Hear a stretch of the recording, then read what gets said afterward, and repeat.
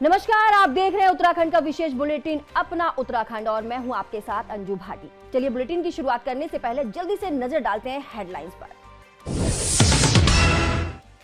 PM Modi की Qatar के अमीर से मुलाकात, पूर्व भारतीय नौसैनिकों को अब नहीं होगी फांसी। इंडिया के बड़े नेता नहीं जाएंगे अयोध्या, सोनिया खरगे भी खामोश, आखिर क्यों उलझन में है कांग्रेस। राहुल गांधी की यात्रा का पूरा रोड मैप, 14 राज्यों की 100 सीटों पर फोकस, रूट वही जहां 2024 में जीत की उम्मीद। गौतम बुद्ध नगर में बंद रहेंगे 12वीं तक के सभी स्कूल, बढ़ती ठंड और कोहरे के चलते फैसला। इस वक्त की अहम खबर सामने आ रही है। ऑल इंडिया कांग्रेस कमेटी की लोकसभा को लेकर तैयारियां तेज, देश भर में नियुक्त किए गए संचार समन्वय। उत्तराखंड की कमान सौंपी गई डॉक्टर चयनिका उनियाल को, कांग्रेसियों में बड़ा लोकसभा जीतने का आत्मविश्वास। रुक करते हैं खबरों की ओर। स्ट्रीट लाइट शहर की शोभा बढ़ाने के लिए होती है, ऐसे में पूरे शहर में अगर बात करें तो 98,000 स्ट्रीट लाइट्स है। कुछ जगह ऐसी भी है जहां पर स्ट्रीट लाइट्स खराब हैं या फिर जल ही नहीं रही हैं। इसकी प्रतिदिन मेरे द्वारा और प्रशासक के द्वारा समीक्षा की जा रही है। जहां पर स्ट्रीट लाइट खराब है उनको तत्काल ठीक करने के लिए कहा गया है। इसके अलावा नगर आयुक्त गौरव कुमार ने बताया कि कुछ जगह पर जहां पर स्ट्रीट लाइट्स भी नहीं पहुंच पा रही है वहां पर नगर निगम के द्वारा एडिशनल लाइट्स की व्यवस्था की जा रही है।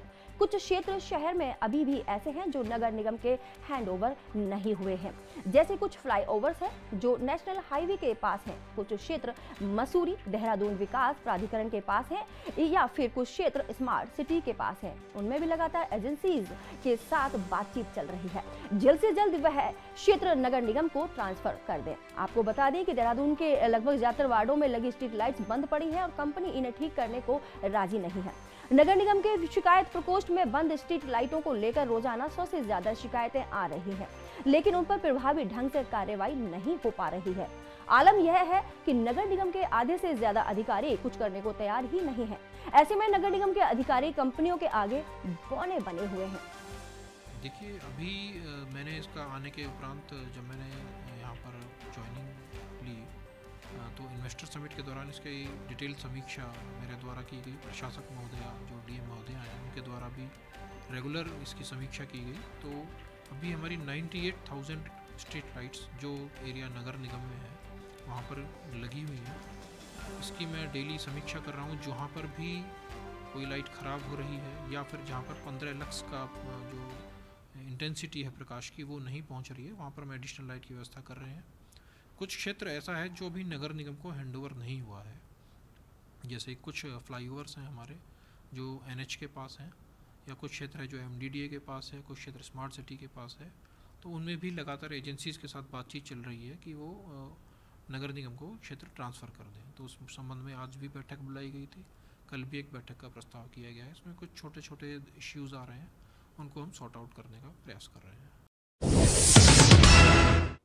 विधानसभा कार्यालय में शहरी विकास मंत्री डॉक्टर प्रेमचंद अग्रवाल ने आवासीय परियोजना के लाभार्थियों को आवास आवंटन किया, जिसको लेकर उन्होंने कहा कि जैसे कि देश के प्रधानमंत्री की यह योजना है कि हर व्यक्ति का अपना घर, इसको नजर में रखते हुए उत्तराखंड में जितनी भी योजना है उनको प्रारंभ कर दिया गया है और इसी क्रम में जितने भी लाभार्थी हैं उनको इस योजना के तहत लाभ मिले। उसी क्रम में हमारी सरकार लगातार काम कर रही है, जिसके तहत यह कार्यक्रम रखा गया जिससे उनको अपना घर मिल सके, जिसके लिए उन्होंने देश के प्रधानमंत्री का धन्यवाद भी किया।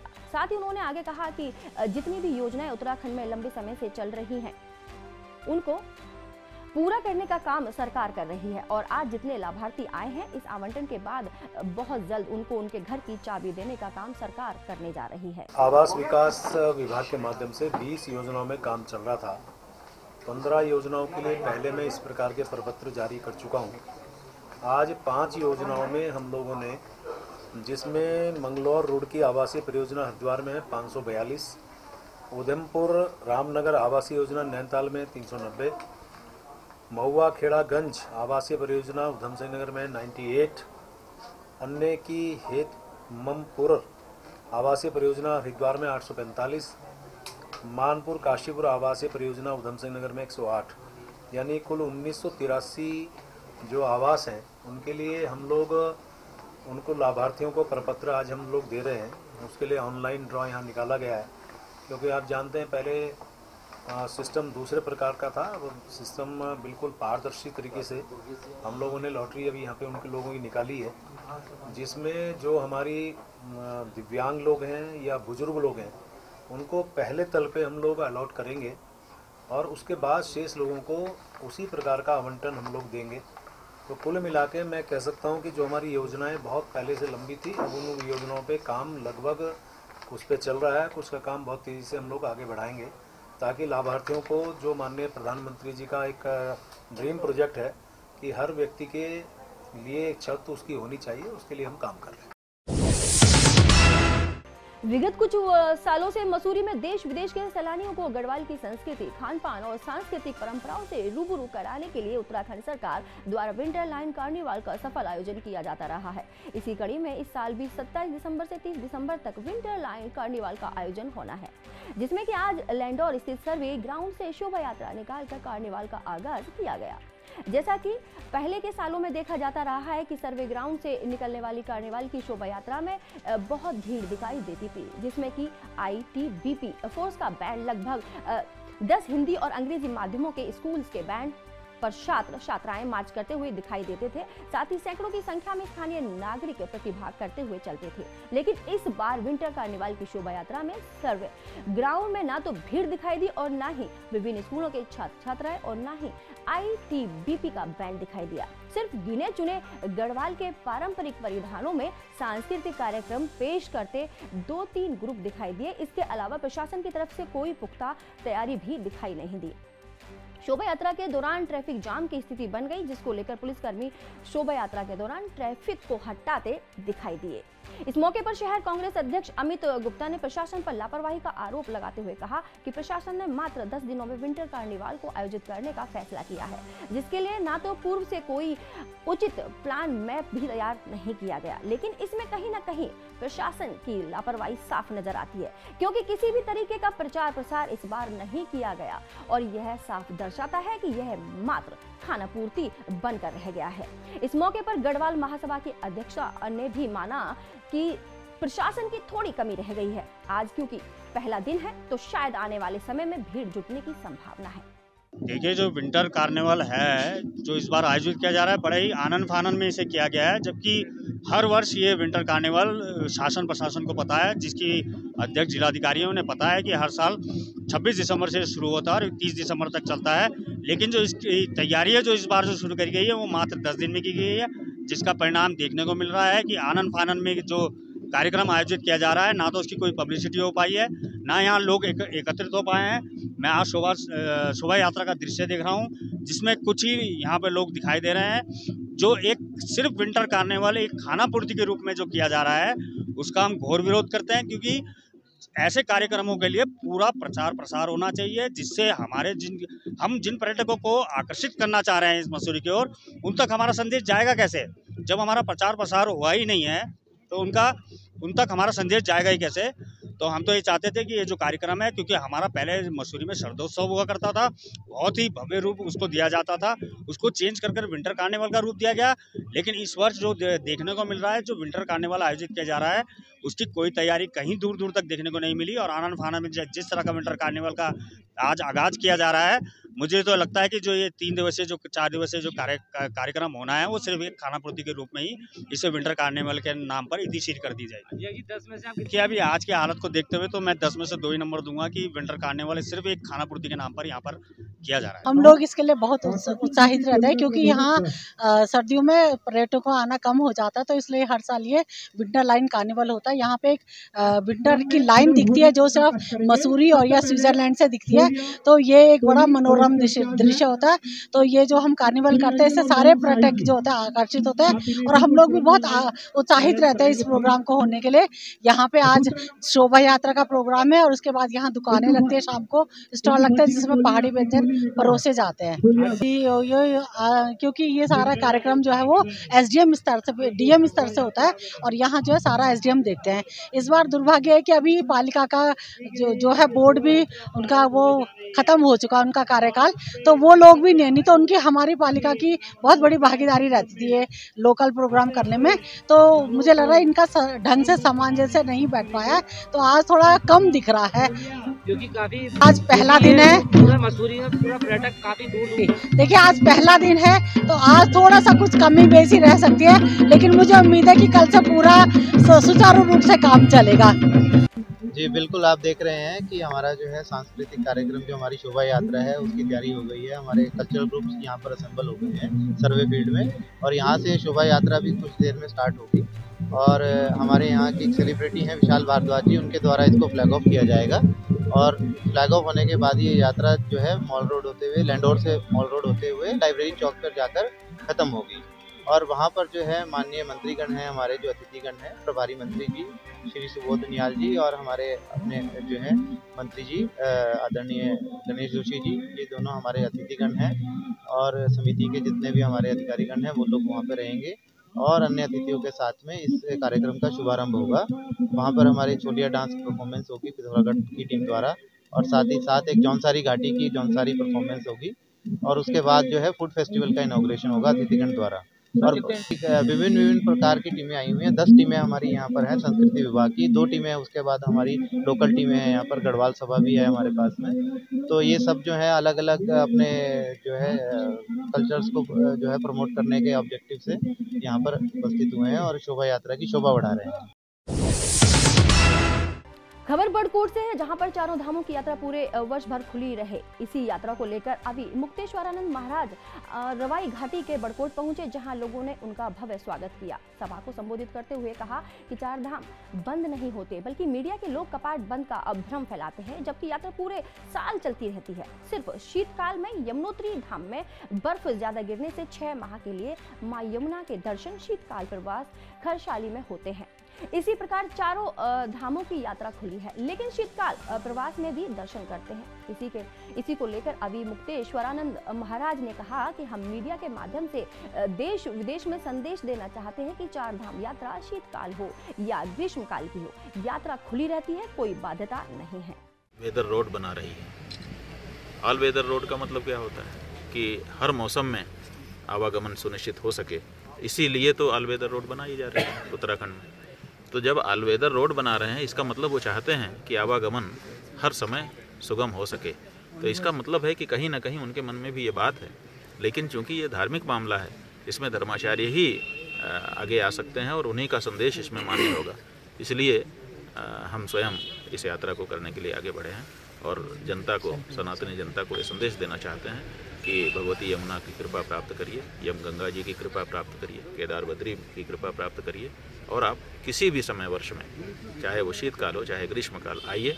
स्थान अलग होंगे लेकिन भगवान वही होंगे और आशीर्वाद। विंटर लाइन कार्निवाल का कैबिनेट मंत्री गणेश जोशी और वन मंत्री सुबोध उनियाल ने गांधी चौक पर विधिवत उद्घाटन किया। इससे पहला सर्वे चौक से शोभा यात्रा घंटाघर माल रोड होते हुए गांधी चौक पहुंची। इस दौरान पूरे शहर में शोभा यात्रा का जगह जगह पर स्वागत किया गया और पर्यटकों ने भी इसका जमकर आनंद लिया। जिला प्रशासन द्वारा आयोजित विंटर लाइन कार्निवाल में विभिन्न सांस्कृतिक कार्यक्रम आयोजित किए जाएंगे, जिसमें उत्तराखंड के नाम ही कलाकार भाग लेंगे। स्थानीय कलाकारों द्वारा प्रस्तुतियां दी जाएंगी। इस मौके पर कैबिनेट मंत्री गणेश जोशी ने कहा कि सन 2013 से विंटर लाइन कार्निवाल का आयोजन किया जाता रहा है। इससे जहां पर्यटक को बढ़ावा मिल रहा है, वहीं आने वाले समय में इसे और भव्य रूप दिया जाएगा। पहचान उसकी सांस्कृतिक विरासत से होती है और विंटर लाइन कार्निवाल के माध्यम से हमारे उत्तराखंड की संस्कृति देवभूमि यहाँ पर किया जा रहा है। मुझे याद है जब आपदा आई थी 2013 में, तो एक संदेश चला गया था कि आपदा पूरे उत्तराखंड में टूरिस्ट आ नहीं रही था। उस टाइम बहुड़ा जी सीएम थे, तो टूरिस्टों को आकर्षित करने के लिए विंटर लाइन कार्निवाल की शुरुआत की थी और जो लगातार आज चल रहा है। आज पूरे प्रदेश की झांकी यहाँ पर दिखाई गई, चाहे दूरस्थ से चमोली हो, मुंशियारी हो, पिथौरागढ़ हो, जौनसार हो, हर क्षेत्र के कलाकार यहाँ पर थे और जो पर्यटक यहाँ पर आएंगे तो इस संस्कृति का आनंद लेंगे। और इस प्रकार के आयोजन के माध्यम से जहाँ संस्कृति का आदान प्रदान होता है, टूरिज्म को भी बढ़ावा मिलता है। और आज मैं इसके लिए अपने आयोजकों को जिसमें मसूरी की जनता का पूरा हमें साथ मिला है, चाहे होटल स्टेशन हो, चाहे कोई भी संस्था हो, सबका पूरा साथ मिला है। उनको भी शुभकामनाएं देता हूँ, बधाई देता हूँ। पर्यटन को कहीं ना कहीं बढ़ावा मिलेगा पर्यटन निश्चित ही इससे, क्योंकि जब यहाँ पर देश विदेश का टूरिस्ट यहाँ पर आता है, जब यहाँ की संस्कृति की वो देखेगा तो निश्चित ही यहाँ के टूरिज्म को बढ़ावा देगा। देखिए, निश्चित रूप से कई वर्षों से इसका आयोजन यहाँ पर कार्निवाल का आयोजन किया मसूरी में हो रहा है। मुझे भी कई बार आने का अवसर मिला और जिस तरह आप देख रहे हैं कि इस समय विंटर्स में मसूरी में बिल्कुल पैक है टूरिज्म से, और टूरिस्ट का इतना आउटकम निश्चित रूप से वो भी इसको आनंद लेंगे। यहाँ की संस्कृति से भी वो कहीं ना कहीं उसकी जानकारी उन्हें मिलेगी और मसूरी के स्थानीय लोगों के साथ इनको भी मनोरंजन का इससे फायदा मिलेगा। लेकिन जितने हिल स्टेशन थे इनके कार्निवाल का एक अपना विशेष महत्व होता है कि जिसमें आप देखते हैं कि लोग जाड़ों के मौसम में जिससे लोग आनंद लेते हैं ठंड का, उसके लिए मैं समझता हूँ मसूरी कार्निवाल का अपना एक महत्व है। और विभिन्न राज्य के विभिन्न क्षेत्रों की संस्कृति के साथ साथ देश विदेश दुनिया की संस्कृति से जब यहाँ पे लोग अवगत होंगे तो कहीं ना कहीं टूरिस्ट का मनोरंजन भी होगा। और मैं समझता हूँ मसूरी के पर्वतों की रानी के गंतव्य में और बड़ा इससे महत्व मिलेगा। सर, क्या आगे इसको भव्य रूप दिया जा सकता है? आगे आने वाले समय में दिया जाना चाहिए। मेरा मानना यही है कि काफी वर्षों से इसको जैसे इसका आयोजन किया जाता है, लेकिन अभी बहुत बड़ा परिवर्तन इसमें देखने को नहीं मिला। इसमें एक बड़े स्तर पर किए जाने की आवश्यकता पड़ती है। हर साल हम लोग यहाँ पे मसूरी विंटर लाइन कार्निवल कराते हैं और 27 से 30 का है। फूड फेस्टिवल भी इसके साथ इनॉग्रेट हो रहा है। अलग अलग तरह के पकवान, अलग अलग तरह के व्यंजन यहाँ पे जो पर्यटक है उनके लिए लगाए गए हैं, स्टॉल्स लगाए गए हैं। साथ ही कल्चरल एक्टिविटीज़ हैं, एडवेंचर्स की जो स्पोर्ट्स एक्टिविटीज़ हैं वो हैं, और अलग अलग तरह की यहाँ पे एक्टिविटीज़ हमने की हैं जिससे कि पर्यटक के साथ साथ जो लोकल हैं वो भी पूरी तरह से इस कार्निवल का जो लुत्फ़ है वो उठा सकें।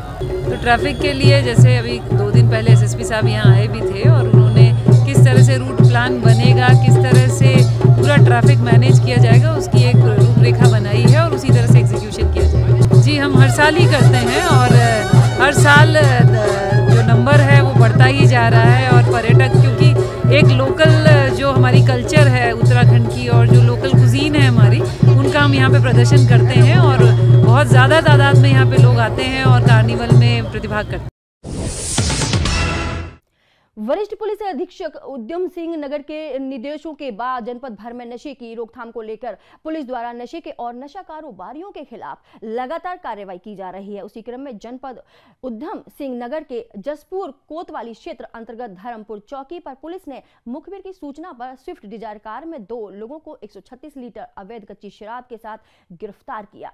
दोनों आरोपी योगेंद्र सिंह और तीरथ सिंह नेगी कोटद्वार जनपद पौड़ी गढ़वाल के निवासी हैं, जिनके खिलाफ पुलिस ने आबकारी अधिनियम के तहत मुकदमा दर्ज कर न्यायालय के समक्ष पेश कर दिया है। वहीं क्षेत्र अधिकारी वंदना वर्मा ने बताया कि उच्च अधिकारियों के निर्देशन में लगातार नशे के विरुद्ध कार्रवाई की जा रही है। उसी क्रम में जसपुर कोतवाली के धर्मपुर चौकी क्षेत्र में सूचना मिली थी कि एक स्विफ्ट डिजायर कार में अवैध कच्ची शराब का परिवहन किया जा रहा है। जब उसमें चेकिंग की गई तो उसमें से 2 लोग थे और गाड़ी से अवैध कच्ची शराब के 91 पाउच मिले जो अवैध रूप से परिवहन की जा रहे थे। गाड़ी के कागज भी उनके पास मौजूद नहीं थे। आपको बता दें कि दोनों व्यक्तियों को मौके से गिरफ्तार किया गया है। इसके साथ ही लोगों द्वारा बताया गया कि ये शराब कोटद्वार ले जा रहे थे और ये दोनों कोटद्वार के ही रहने वाले हैं, जिसमें इनके खिलाफ मुकदमा पंजीकृत कर लिया गया है। उच्च अधिकारियों के निर्देश हैं कि जो भी अवैध शराब है और नशे के विरुद्ध कार्रवाई करनी है, तो इसके सभी थानेदारों को और सभी चौकी इंचार्जेस को इसको निर्देश दिए गए हैं।